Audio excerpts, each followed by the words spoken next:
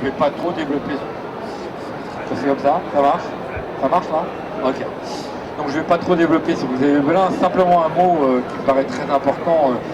Xavier Belin, selon moi, il a réalisé une sorte de putsch, de coup d'état à froid à la tête de la FNSEA. Quand il a été nommé président de la FNSEA en 2011, je crois de mémoire, c'était à la suite de plusieurs générations d'éleveurs. Traditionnellement, la FNSEA élisait président des éleveurs. Et il y a une rupture d'époque, une rupture fondamentale qui est d'ailleurs en plein dans votre sujet. En 2011, donc, Xavier Belin a été élu président dans des conditions qui ont pu être discutées de ci, de là. Je n'entends pas dans les détails. J'avoue que je ne connais pas trop le dossier. Disons, il est devenu le président de la FNSEA et c'est une rupture d'époque parce que Belin n'est pas un éleveur, bien entendu, mais c'est un gros céréalier de la Beauce.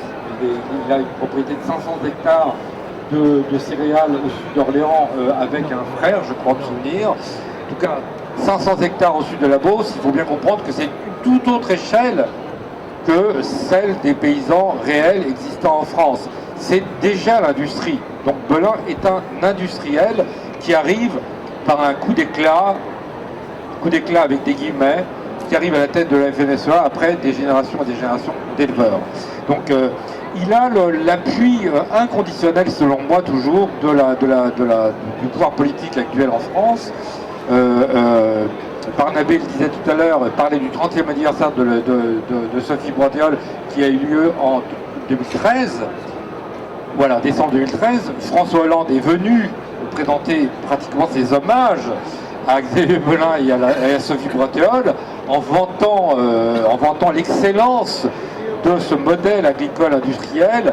Et on peut dire qu'une des raisons qui explique le développement récent de projets aussi délirants que la ferme des 1000 vaches dans la Somme, c'est cette alliance politique, absolument politique, entre François Hollande, Sophie Boiteol et Xavier Belin. Au-delà de ça, parce qu'il faut comprendre que c'est vraiment un pouvoir en place, c'est-à-dire c'est un pouvoir contre lequel il faudrait se battre avec beaucoup de force, et à mon avis c'est un pouvoir qu'on ménage, que nous-mêmes ménageons quand il paraît puissant.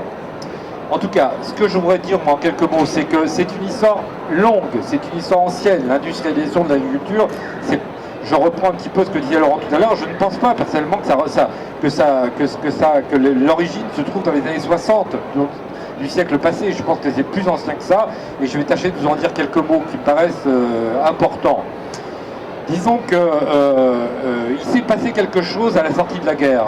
Je vais très vite, vous comprendrez que je ne peux pas développer outre mesure, mais il s'est passé quelque chose de vraiment essentiel à la sortie de la Seconde Guerre mondiale. La France était à genoux, il y avait des tickets de rationnement, on souffrait de la faim en France, la vie était dure. Les 2 tiers, je crois, je vous dis ça de mémoire, mais je crois que c'est grosso modo l'ordre de grandeur, les 2 tiers des fermes existantes en France avaient encore un sol de terre battue. Je ne parle pas des toilettes, des salles de bain, toutes choses qui sont apparues bien plus tard. Il y avait une situation qu'on peut rétrospectivement considérer comme une situation d'urgence, et en tout cas, la génération qui sortait de la résistance antifasciste, qui sortait de la guerre, n'avait qu'un mot à la bouche, plus jamais ça, plus jamais la guerre bien sûr, mais plus jamais aussi cette agriculture qui paraissait retardataire, qui paraissait, empêcher la France d'avancer sur le chemin merveilleux et divin du progrès.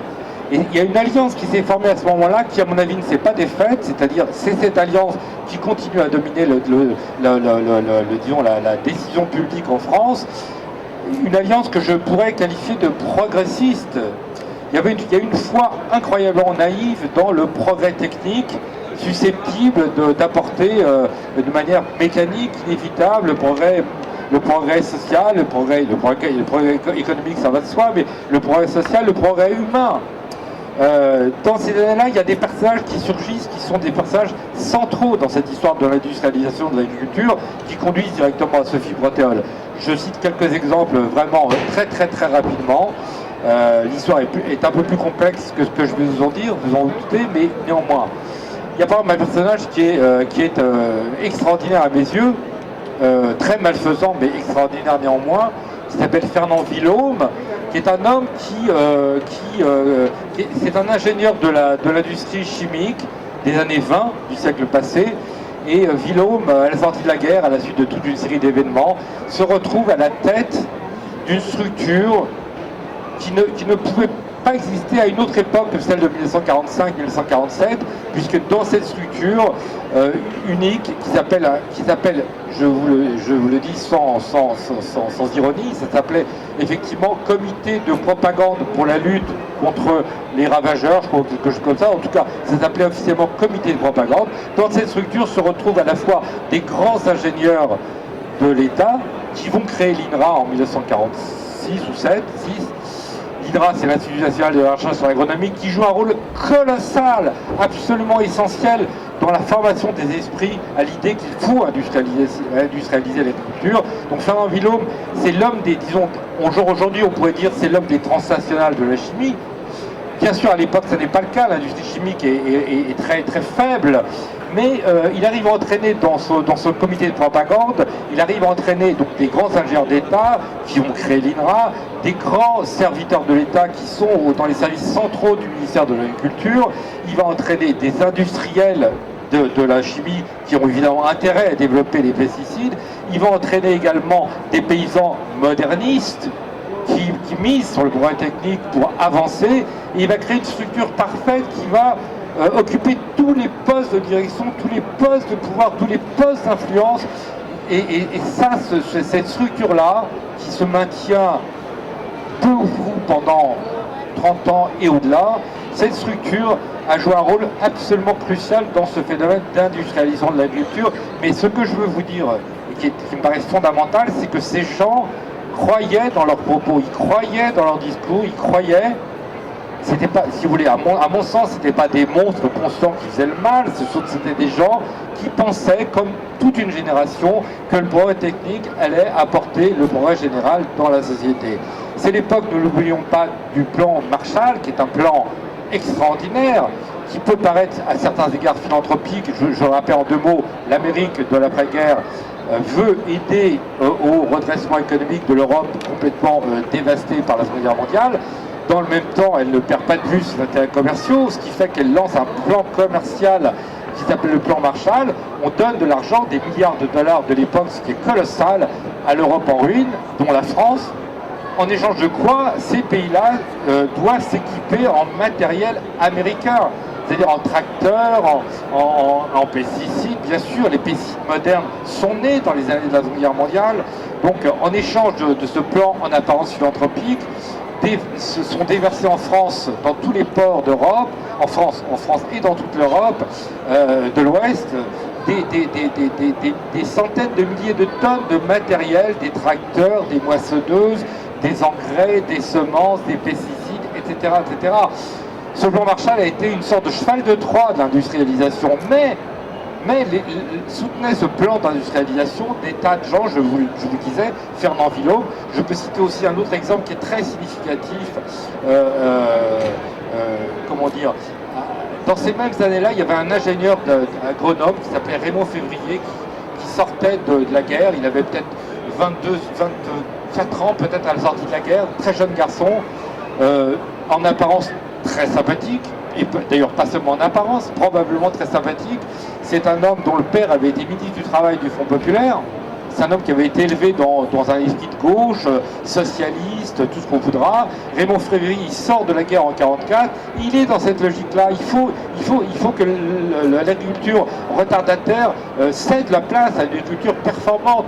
Tous ces gens, les Février, tant d'autres, Jacques Poli, qui vont devenir des piliers de l'Institut national de la recherche agronomique, font tous le voyage en Amérique, et ça c'est décisif, parce qu'en faisant le voyage en Amérique, ils découvrent une agriculture industrielle très performante, très productive. Bien sûr, infecte à bien des égards, mais je veux dire, il ne faut pas faire d'anachronisme. Quand ces gens-là débarquent en Amérique en 46, en 47, en 48, en 50, en 52 et en 54, ils découvrent des rendements extraordinaires. Ils découvre que l'élevage est devenu, comment dire, une industrie, et que si on modifie l'alimentation des animaux de rente, on multiplie les rendements. Si on fait attention au croissement, si on fait attention à la génétique, alors on obtient des résultats sidérants. Et ces gens-là, avec les villos, avec toute une série de gens, à mon avis, pas plus que 150 ou 200 personnes, c'est 150 ou 200 personnes qui, entre 1945 et 1963, je vais vous dire tout de suite pourquoi 1963, prépare le terrain à cette foudroyante offensive de l'agriculture industrielle qui va se conclure en 1965 par une visite historique d'un homme qui s'appelle Edgard Pisani, que tout le monde a oublié, pas tout le monde, mais presque tout le monde a oublié. Edgard Pisani a été ministre de Gaulle de l'agriculture.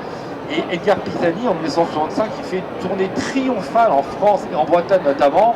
Et que dit Edgard Pisani à la suite de tous ces gens qui ont concouru à l'émergence de cette agriculture industrielle? Edgard Pisani, triomphant, et porté au triomphe littéralement en Bretagne, il annonce que la Bretagne doit devenir l'atelier à lait et à viande de la France. Donc il trace il trace pratiquement un trait d'égalité entre l'industrie et l'agriculture. La Bretagne doit devenir l'atelier à lait et à viande de la France, et c'est exactement ce qui s'est passé. C'est-à-dire que Pisani a vraiment réalisé son programme, ce qui n'est pas le cas de tous les hommes politiques, mais lui, il peut s'enorgueillir d'avoir réalisé son programme de base. Je termine juste sur un point. Donc je vous disais 1945-1963. Pourquoi 1963? C'est pas totalement anodin. En 1962, aux États-Unis, il y a une femme qui s'appelle Rachel Carson qui publie un livre qui a fait un bruit énorme, colossal, qui s'appelle Printemps silencieux. Ce livre est la première critique publique argumentée de l'agriculture industrielle. Rachel Carson, c'est une naturaliste, c'est une personne qui a une grosse réputation aux États-Unis, qui a déjà publié des livres importants. Et ce qu'elle décrit, c'est les ravages du DDT, l'un des pesticides vendus depuis la guerre dans toute l'Europe et dans tous les États-Unis. Elle constate que le DDT a fait des massacres absolument inouïs, notamment d'oiseaux, mais pas seulement. D'où le titre Printemps silencieux. Et elle est assassinée moralement d'une manière qui paraît aujourd'hui stupéfiante par Monsanto, on comprend, et par tous les trusts de l'agrochimie, parce qu'elle dit grosso modo la vérité. Et donc, pour ce qui concerne la France, ce livre a été traduit l'année suivante, en 1963, et à partir de ce moment-là commence une autre histoire. Autant les pionniers de cette histoire sinistre étaient dans la bonne foi, selon moi, ils croyaient, avec la naïveté de cette époque, que soutenir l'agriculture industrielle était soutenir le progrès humain, on va dire.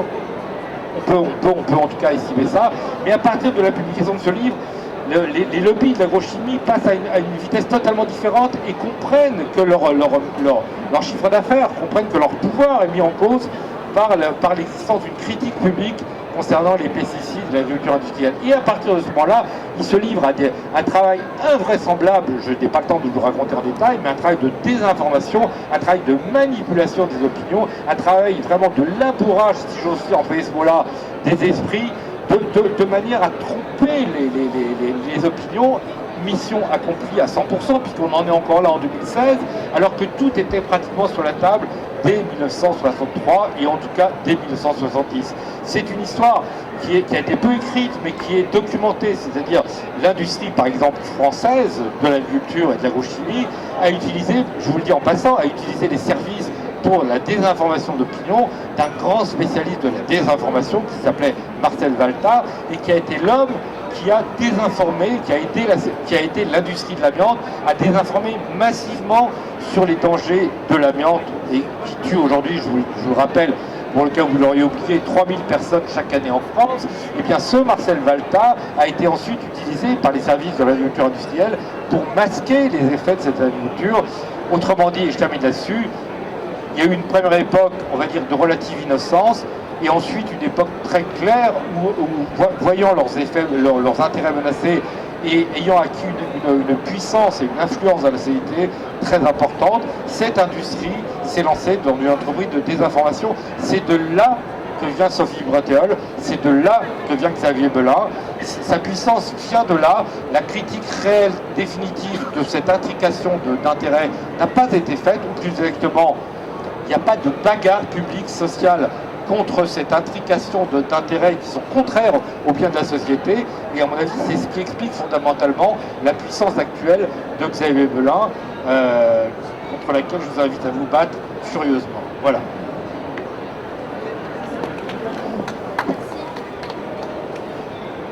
Alors moi je vais vous